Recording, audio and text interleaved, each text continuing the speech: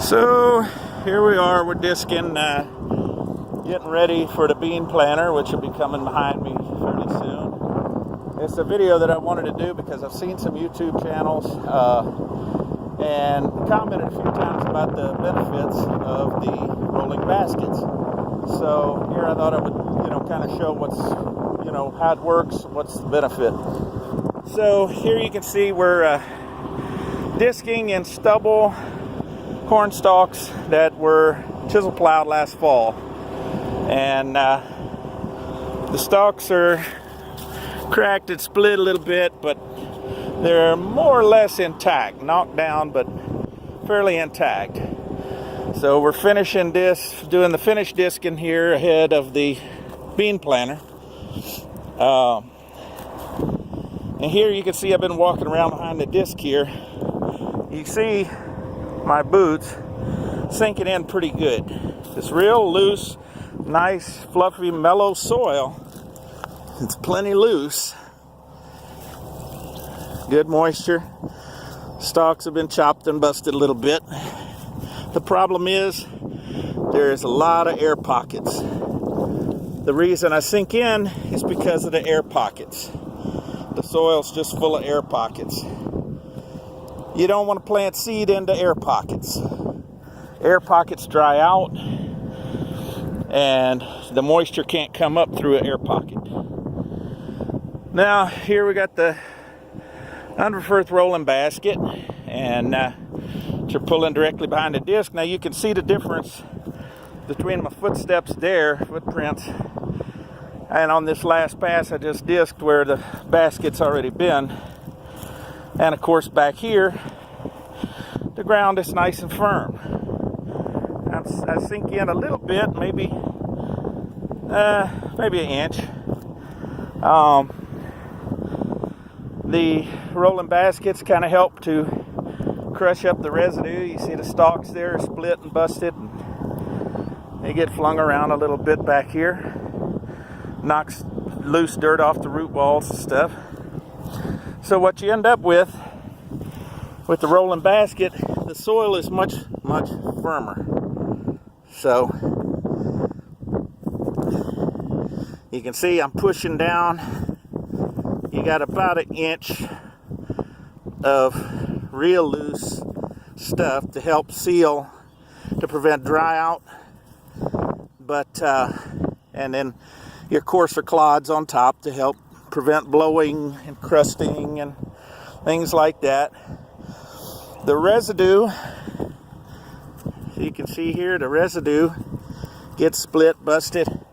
It's on the surface. Most of it does kind of get pulled up, and so that you're not just burying all your residue, to help to protect against blowing and washouts and things like that in the heavy rains. But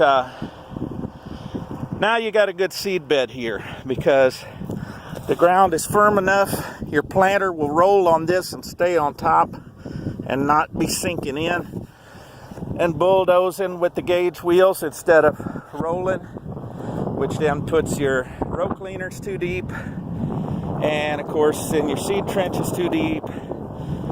And then if it does come a big rain, where does the water go? Down into the furrow where the planter gauge wheels have mashed down, just like my boot prints here, into the loose soil like that, and ends up not being a good thing. So anyway, the rolling baskets are really, in my opinion, they do a really good job. If I was still row cropping down there in Texas with cotton and stuff, I would definitely want a rolling basket, because we just used a hipper to pull the beds back up, and of course this is all flat planted here, and we'd pull the beds back up, and then we pulled rollers behind the beds for the exact same purpose. Kind of crush up the clods a little bit and mash down the soil just a little bit, firm it up, get rid of the air pockets. That way your planter is rolling on smooth ground, it's firm, and it's like a little runway. It's really smooth. The planter does a much better job. It's a lot less wear and tear on your planter. And here you can see there is a little bit of a corrugation mark left from the rolling basket here, but that doesn't cause any problems because this is loose on top just a little bit. The rolling basket kicks up a little fountain of dirt as it goes, and that's this loose stuff on top with the residue.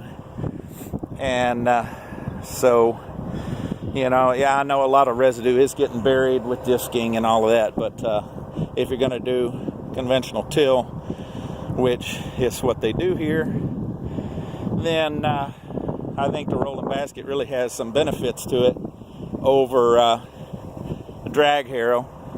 Some people pull off those spike tooth bars there on the front. In fact, when they bought this one, the spike tooth bars have been pulled off, and somebody gave them these that they had pulled off of theirs and had in the barn because it was dragging up too much corn residue. Well, we've been running it and don't have any problem with that. So anyway, that's just a few thoughts on that. Thanks. Y'all have a good one. Later.